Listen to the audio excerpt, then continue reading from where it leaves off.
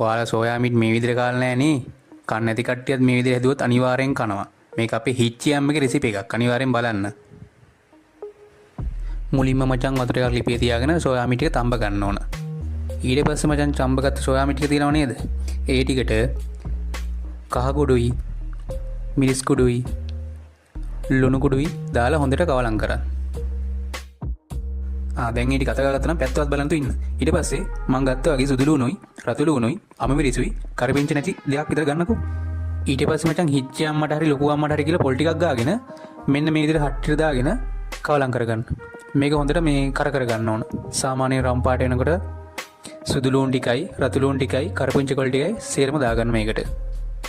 ඒ ටික හොඳට බැද ගන්න ඕන. බැදගෙන ඉවර වෙලා මෙන්න මේ වගේ වංගිටි දාගන්න. එස් මතක් කරගෙන මචං මේකට හොඳට කොටන්න ඕන. ඊට පස්සේ මචං තේ ටික ලිපේ තියාගෙන සුදු ලුණු ටිකුයි ලුණු ගෙඩියක් විතර කපාගෙන ඒක හොඳට බැද ගන්න. බැදගෙන ඉක්මනට දුවලා ගිහිල්ලා අල්ලපු ගෙදර අක්කගෙන් රම්පේ කොලයක් ඉල්ලගෙන බැද ගන්න. මේක සාමාන්‍ය දේ බැදීගෙන එනකොට මේකට මිරිස් කුඩුයි, කහ කුඩුයි, ගම්මිරිස් කුඩුයි, ලුණු කුඩුයි ඊට පස්සේ මචං මේ ටික රත් වීගෙන එනවනේ. මේ විදිහට වතුර ටිකක් දාගන්න. මේකට ආපු රසකාර පැකට් එක තියෙනවා මචං මස්කරි එක. ඒක දාගන්න. දාගෙන ඉවර වෙලා ඊට පස්සේ මචං සෝයා මීට් ටික දාගන්න. සෝයා මීට් ටික දාගෙන මෙහෙම සීනි ටිකක් දාගන්න. මම නම් වැඩි සීනි කන්න කැමති නෑ. මොකද පේන රහට කැමති නෑ. පුංචි අම්මට කියලා හරි කමක් නෑ. පොල් ටිකක් මිරිකගෙන ඒක දැන් මේකට දාගන්න ඕන.